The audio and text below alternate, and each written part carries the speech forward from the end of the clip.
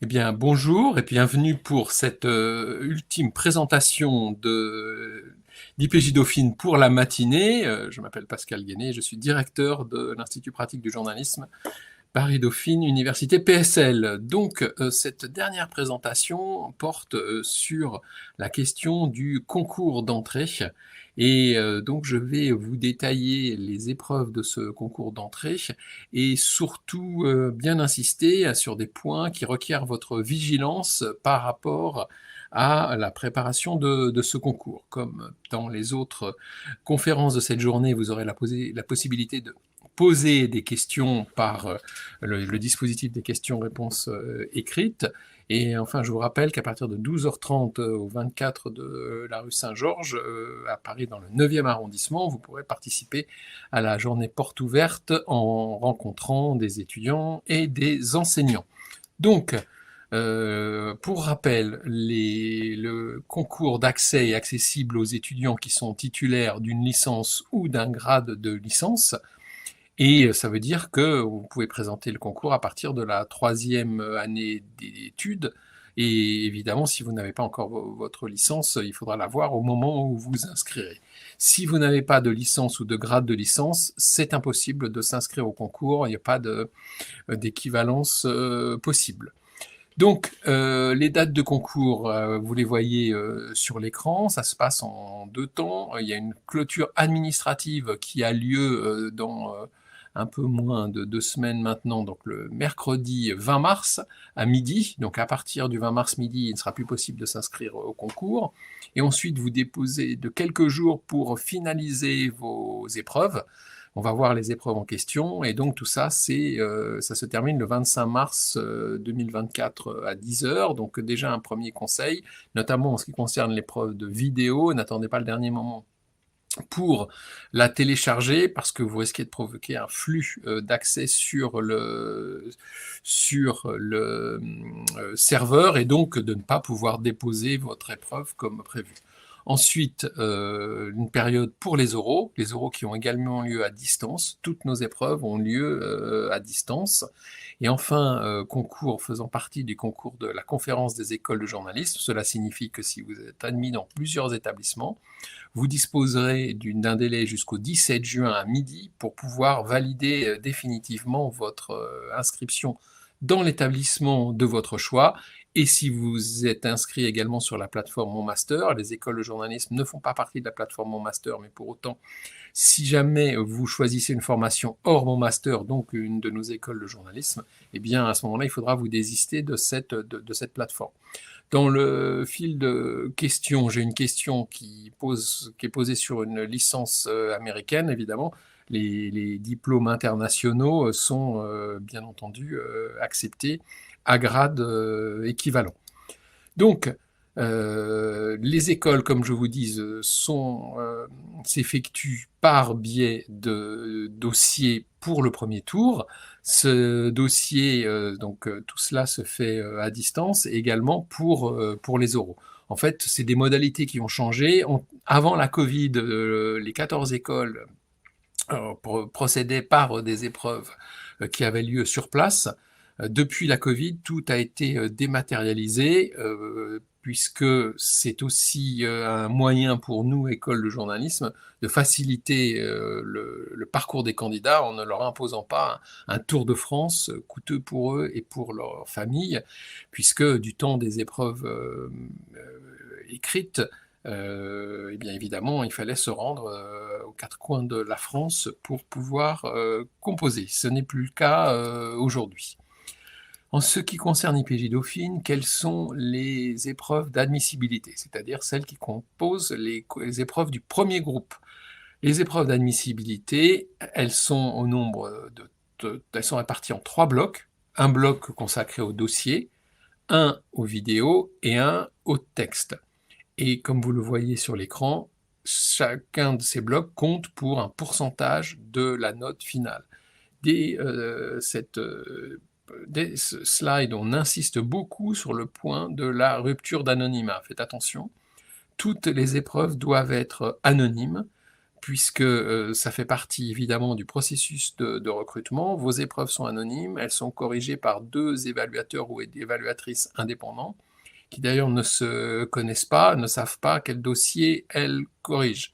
Une rupture d'anonymat, ça veut dire que vous allez avoir 0 dans ce bloc d'épreuves, et donc ça veut dire que concrètement, une fois qu'il y a une rupture d'anonymat, la probabilité que vous soyez admissible devient extrêmement faible. Donc le point de vigilance qu'on va vous rappeler, que je vais vous rappeler pendant cette présentation, c'est vraiment de faire attention à ce qu'il n'y ait aucune rupture d'anonymat. Ça compte évidemment pour toutes les épreuves. Donc le premier bloc, un dossier, le dossier qui retrace le parcours du candidat ou de la candidate et ses expériences, donc 30% de la note finale. Je brosse ces 3 épreuves, puis après je vais revenir sur chacune d'entre elles un peu plus en détail. La vidéo, une épreuve face caméra où on doit répondre à 2 questions. Nous allons voir quelles sont ces questions. Cette partie, elle compte pour 20% de la note finale. Je rappelle ici, la rupture d'anonymat égale une note de 0. Donc très attention à ne pas commencer votre vidéo en disant « Bonjour, je m'appelle Pascal Guéné ». Et donc ça, évidemment, ça serait éliminatoire. Donc faites attention à ne pas utiliser votre patronyme dans aucune des épreuves. Rédaction des textes, c'est la partie la plus importante, puisque avec ces 3 textes, vous obtenez 50% de votre note finale. Au deuxième tour, une épreuve d'admission sous forme d'un grand oral d'une durée de 30 minutes. Cette épreuve d'admission grand oral d'une durée de 30 minutes, la durée de 30 minutes, ça se fait également à distance. Vous trouverez le guide du candidat, des candidates disponible, édition 2024. Ce sont des conseils de préparation au concours de l'Institut pratique du journalisme qui sont réalisés par nos étudiants, donc nos étudiants et nos étudiantes, donc ceux et celles qui ont réussi ce concours. J'ai dans le fil 2 questions auxquelles je vais répondre immédiatement. Alors, une question qui concerne les bulletins de prépa et la L3. À quel point les bulletins de prépa comptent, bien en fait l'évaluateur va évaluer l'ensemble, c'est-à-dire prendre en compte la prépa dans laquelle vous avez été et quelle note vous avez obtenue en L3 pour obtenir la note qui sera sur cette partie de l'épreuve. Et concernant l'anonymat, cela concerne exclusivement votre nom et votre prénom. Oui, c'est une bonne question, effectivement. C'est le nom et le prénom que cela couvre. Et évidemment, il n'est pas nécessaire de vous mettre de dos pour réaliser la vidéo. Dans l'hypothèse où un des évaluateurs vous connaîtrait et qui vous reconnaîtrait par cette vidéo, la procédure est simple, c'est qu'il requiert que votre dossier soit évalué par une autre personne. Il nous déclare qu'il vous connaît et donc il requiert à ce moment-là que le dossier soit évalué par une autre personne. Mais effectivement, l'anonymat, ça porte sur le nom et le prénom, ou quelque chose d'autre, la question de Quentin, je poursuis ma réponse, ou quelque chose d'autre qui permet de vous identifier. Par exemple, si vous avez mis votre adresse courriel et que votre adresse courriel c'est votre nom et votre prénom, ben ça c'est une rupture d'anonymat, parce que ça permet de vous identifier. Donc faites bien attention à ce qu'il n'y ait rien qui permette de vous identifier de cette manière-là. Un numéro de téléphone ne permet pas de vous identifier. Pourquoi? Parce qu'il faudrait que l'évaluateur appelle ce numéro de téléphone. En revanche, une adresse mail qui contient votre nom et votre prénom permet de vous identifier parce que c'est votre nom et votre prénom qui figurent dessus. Donc le dossier, c'est bien pour voir votre parcours académique et votre parcours personnel. Donc ça veut dire que sur cette note-là, la moitié de la note, vous l'obtenez par rapport à la réussite de vos études, grosso modo, et l'autre moitié par tout ce que vous avez fait en complément ou à côté de vos études. Et ça permet à l'évaluateur de comprendre finalement un peu qui vous êtes, pas seulement sur le plan des études que vous avez choisies, mais aussi sur le plan personnel, sur le plan sportif, associatif. Donc voilà un peu ce que on recherche au travers de ce dossier. On ne recherche pas une formation de manière spécifique, on cherche à avoir des personnes qui sont de parcours académiques et personnels variés. En revanche, ce qui nous intéresse, c'est des gens qui ont réussi leur parcours. Mais réussir le parcours, ça veut dire que quelle que soit la discipline dans laquelle vous êtes, c'est vraiment la façon dont vous vous êtes projeté et dont vous avez suivi votre cursus, indépendamment de cette question de votre choix d'études qui vous appartient avant l'école de journalisme. Il est clair que des profils plus rares, comme tous les profils scientifiques, sont pour le coup des profils qui nous intéressent, car nous les trouvons insuffisamment dans les formations, dans les candidats qui présentent les concours. Donc et ça, c'est des formations qui évidemment nous intéressent, mais sinon nous sommes ouverts à tout type de formation.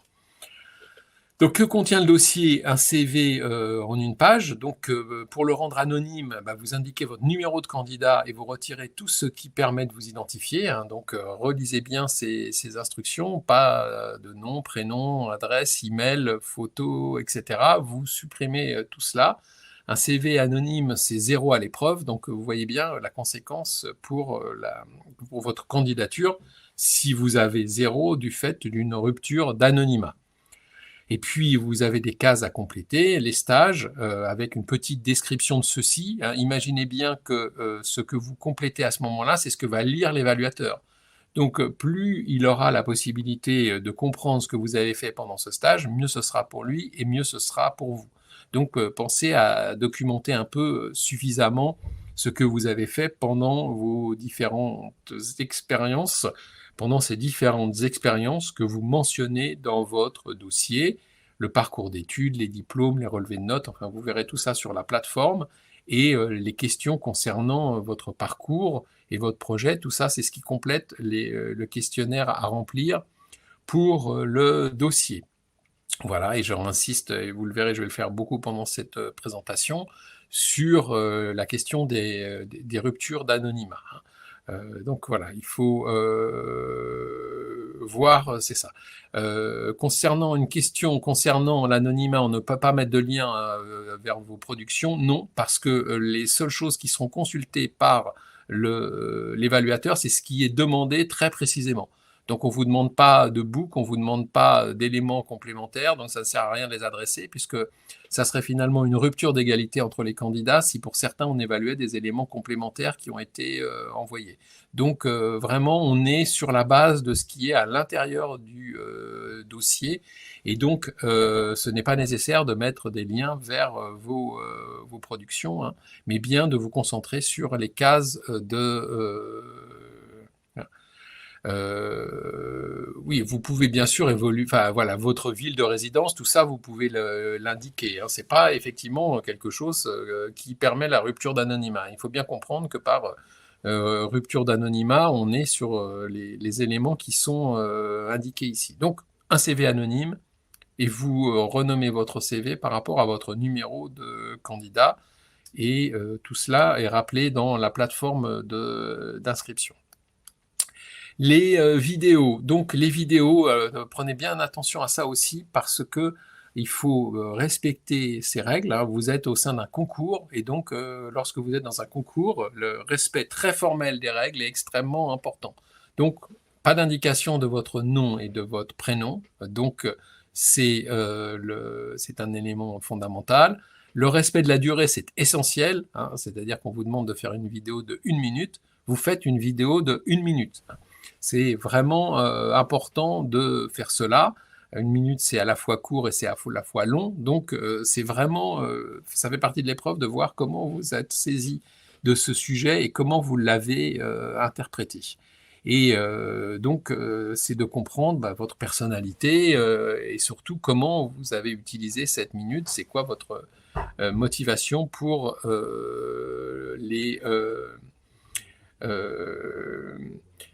alors, j'ai une question, je vais y répondre tout de suite, je m'interromps pour répondre. J'ai déjà entré mes relevés de notes qui ne sont pas anonymes. Est-ce sur une rupture d'anonymat? Alors, c'est une bonne question. Non, vos relevés de notes ne sont pas une rupture d'anonymat parce que vous avez complété vos notes. C'est ce que l'évaluateur va voir, mais les relevés de notes, c'est des éléments de preuve pour contrôler votre dossier, mais qui ne sont pas contrôlés par les mêmes personnes. Donc, sur les relevés de notes, bien sûr qu'il n'est pas... voilà, c'est pas...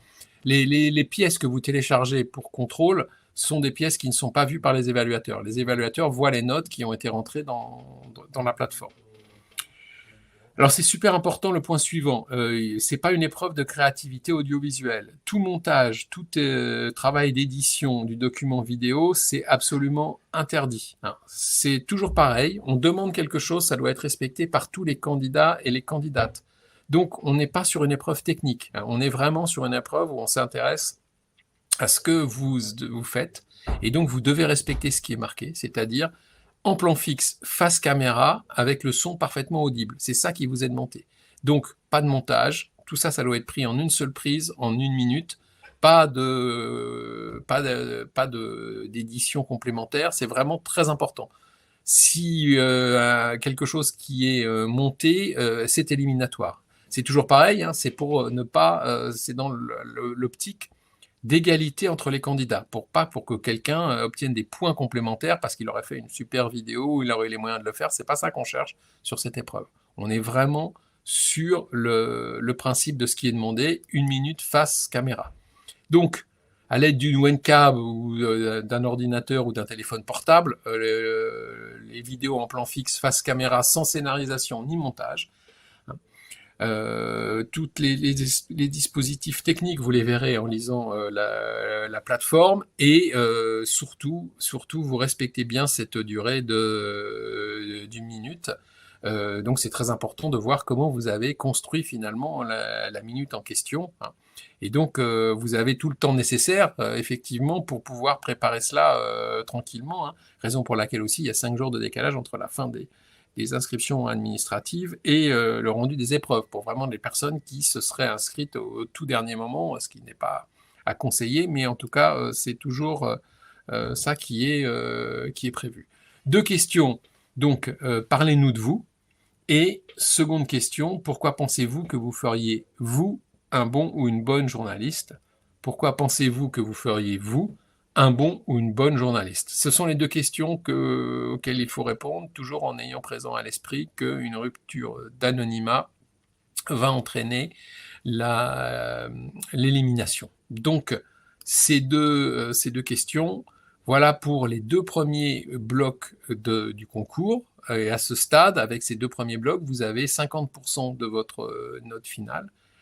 Et les écrits, donc les 3 écrits, vont eux aussi constituer la note pour les 50% de la note finale. Donc, les aptitudes rédactionnelles, une épreuve qui repose sur l'écriture de 3 textes. Là, on est autour d'éléments qui sont en rapport justement avec le texte, c'est-à-dire les aptitudes rédactionnelles, la créativité, la construction du texte, la façon dont on traduit des éléments pour un public donné. Bon, tout ça est assez classique pour des épreuves écrites. Les questions de cette année, elles changent un petit peu en fonction des années, certaines restent toujours les mêmes. Première question commune à tous les candidats et toutes les candidates. Selon vous, quel est le plus grand défi pour les journalistes en France aujourd'hui? Selon vous, quel est le plus grand défi pour les journalistes en France aujourd'hui? Un texte de 1500 signes, espace comprise. Donc ça, à vous de vous exprimer sur ce sujet, hein, en sachant qu'effectivement, cette thématique, ce qui nous intéresse, c'est vraiment d'avoir la réflexion propre à chacun et à chacune. Imaginez bien que les correcteurs vont corriger des dizaines de dossiers, et donc tout ce qui est vraiment de l'ordre de clichés, de choses vraiment banales, ça va apparaître dans de nombreux textes, et ce que les évaluateurs vont chercher, c'est de la pensée originale des candidats et des candidates, et leur capacité à avoir utilisé cet espace de 1500 signes de la meilleure manière possible.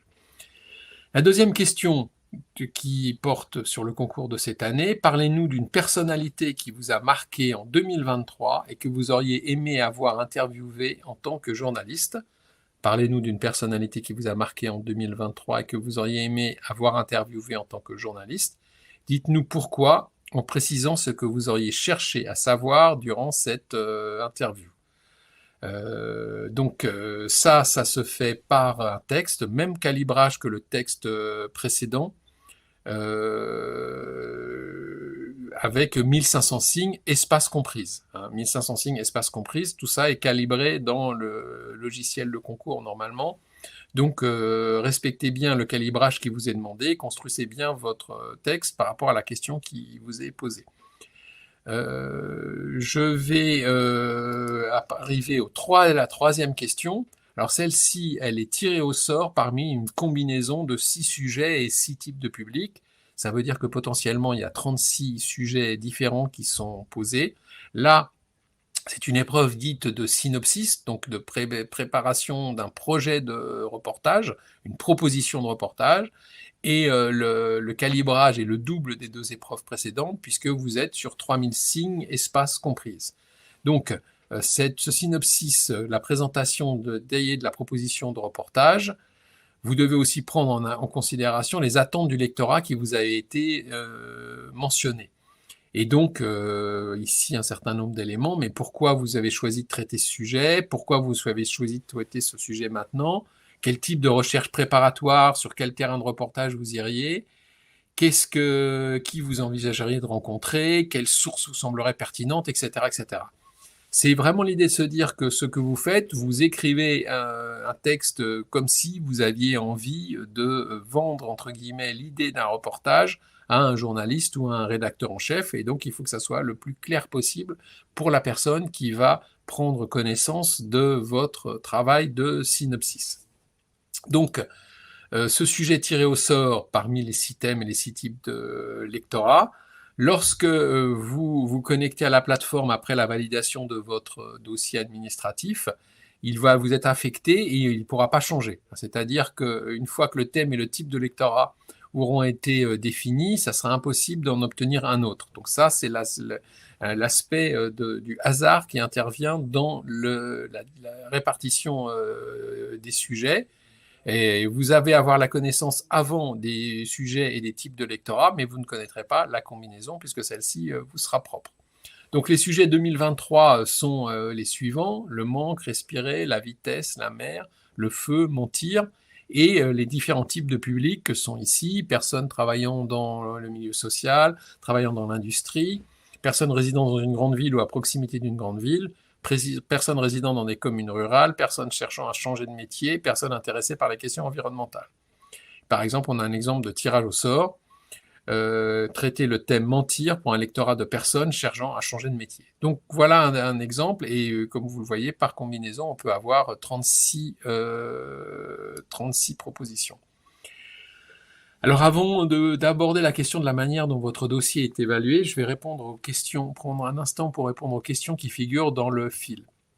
Le format vidéo dans lequel la vidéo doit être transmise, ces éléments, vous les trouvez sur la plateforme par rapport à l'endroit où vous allez devoir déposer votre vidéo. Donc, je vous invite à vraiment faire les tests dès que vous avez accès à la plateforme, car, comme je l'ai dit tout à l'heure, attendre la dernière minute n'est pas du tout une bonne idée parce que la plateforme va se refermer et il y a un risque de saturation de l'envoi des vidéos à la toute dernière minute. Donc, vous avez vraiment intérêt à anticiper, y compris sur les capacités techniques et la vérification des éléments que vous aurez envoyés. Alors, pour mon CV, Cara nous pose la question: pour mon CV, j'ai des expériences professionnelles qui sont susceptibles de faire reconnaître mon nom si on les tape sur Internet. Est-ce que je peux quand même les mentionner? Oui. C'est ce que l'on ne veut pas. Ce que l'on ne veut pas, c'est que l'évaluateur puisse immédiatement vous identifier. S'il faut faire quelque chose de l'ordre de cliquer sur un lien, d'aller voir quelque chose pour aller consulter ou faire une recherche sur Internet par rapport à une thématique, ça, l'évaluateur n'a pas à le faire. Donc, il faut que ça soit... Enfin, il ne faut pas qu'il y ait une action à engager pour qu'il y ait cette rupture d'anonymat. Donc, vous pouvez tout à fait, effectivement, citer vos expériences professionnelles dans le cadre de Chiara. Et Lilia, pour la question 3, est-il attendu que nous citions des noms des personnes spécifiques pour nos sources? C'est quelque chose que vous pouvez tout à fait faire. C'est effectivement, selon le sujet, vous pouvez tout à fait indiquer que vous allez rencontrer telle personne représentant de tel organisme, association ou autre, parce que ça a du sens par rapport à votre dossier. Vous pouvez, bien entendu, faire ce travail préparatoire comme vous le feriez si vous présentiez un vrai synopsis dans une vraie rédaction. Les modalités d'évaluation. Donc, une double évaluation anonyme. Chaque correcteur note sur 20. Le résultat, c'est la moyenne des deux notes. Voilà, sachant que le temps qu'un évaluateur part sur un dossier est à peu près d'une heure. En ce qui concerne l'oral d'admission, donc l'oral, il est organisé à distance.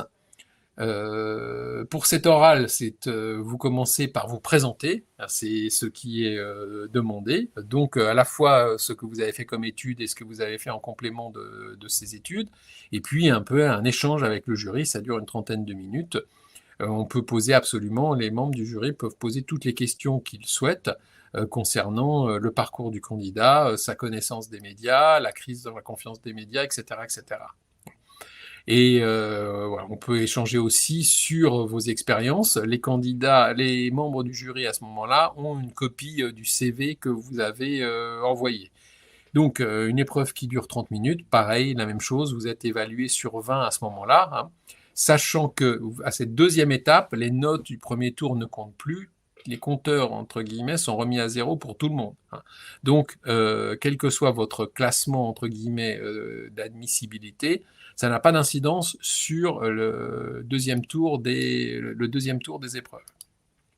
L'évaluation de l'oral. Donc l'évaluation de l'oral, il y a 4 commissions d'évaluation qui travaillent en parallèle. Chacune d'entre elles est pilotée par un enseignant-chercheur d'IPJ Dauphine PSL et plusieurs professionnels des médias, un ou deux qui nous accompagnent, qui sont soit des journalistes professionnels, soit des RRH, des responsables des ressources humaines des entreprises. Chaque commission reçoit le même nombre de candidats, donc environ 40 à 50 candidats, et chaque commission dispose de 12 places sur la liste principale et 12 places sur la liste d'attente. Donc, quel que soit l'évaluateur avec lequel vous tombez, vous avez exactement la même chance d'intégrer l'institut, hein, parce qu'il pourrait y avoir des différences de notation ou de sévérité entre guillemets entre les jurys, mais ça n'a pas d'incidence. Vous êtes répartis aléatoirement entre les différents groupes, et donc ça veut dire que les 4 jurys amènent 12 sur la liste principale et 12 sur la liste d'attente, donc les 48 étudiants qui vont intégrer le département journalisme. Donc, le rappel, les droits de concours qui figurent ici, donc des droits de concours qui sont dégressifs en fonction du critère boursier, en fonction de votre échelon de bourse, sur la base du justificatif du CRUS de l'année ou de l'année précédente, le cas échéant, si vous n'étiez pas inscrit en études l'année du concours. Les dates clés, je les rappelle ici. Hein. Donc la prochaine étape, le 20 mars à midi, c'est la date butoir pour l'inscription administrative et pour le paiement. Le 20 mars à midi et le 25 mars à 10h du matin pour la fin des épreuves d'admissibilité. Et je le redis, faites attention à la question de la vidéo qu'il ne faut pas télécharger au dernier moment. Ici, ce sont les droits de diplôme pratiqués par notre université, l'université Paris-Dauphine. Donc, à l'instar d'autres établissements, il y a des droits qui sont liés au niveau de revenus de la famille. Et grosso modo, jusqu'à un revenu brut de la famille de 40 000 €, il n'y a pas de droit à acquitter. Enfin, il y a juste les droits nationaux, c'est-à-dire 243 € par an. Et ensuite, il y a une progressivité avec des tranches d'exonération si la famille a un enfant en formation, un autre enfant dans le supérieur, ou si la résidence fiscale est située hors Île-de-France. Vous retrouverez tous les détails concernant cette grille sur le site de l'Université Paris-Dauphine, puisque c'est l'ensemble des diplômes de grade de master de l'université qui sont avec cette même grille qui est appliquée. Et donc voilà, vous passez pour l'inscription, vous passez par le portail de la candidature de la CEJ. Donc nous arrivons à la fin de cette présentation. Je ne vois plus de questions apparaître dans le fil de questions-réponses. Si vous en avez encore quelques-unes, c'est le moment de nous les adresser. Donc si les notes de la L3 ne sont pas encore données, peut-on envoyer les notes obtenues ou les bulletins et dans quel délai? Oui, on est bien conscient qu'effectivement, au moment où on vous pose ce dossier, il y a certains établissements qui ne vous ont pas pour lesquels les jurys n'ont pas encore été tenus, mais vous nous donnez les éléments de ce que vous avez avec vous et les justificatifs que vous pouvez nous adresser. Vous expliquez tout cela dans le cadre de l'espace qui est réservé pour se faire dans le concours. Voilà, sachant qu'effectivement, hein, on est dans cette dans cette phase où toutes les licences n'ont pas donné encore leurs résultats. Donc, à 12h30, vous allez pouvoir, à partir de maintenant, rejoindre l'atelier concours, cette fois-ci avec le logiciel Teams. Cet atelier concours est animé par des étudiants actuels, et donc, voilà, vous allez tous pouvoir prolonger cet échange avec moi, avec les étudiants d'IPJ Dauphine PSL, qui vont répondre à vos questions. Donc, n'hésitez pas, vous cliquez sur rejoindre le Teams et vous allez rejoindre la suite de cette conférence Teams, avec nos étudiants. Donc, je vous remercie à toutes et tous pour votre participation et je vous souhaite bonne chance pour les concours de journalisme de cette année. Merci à vous d'avoir été présents aujourd'hui.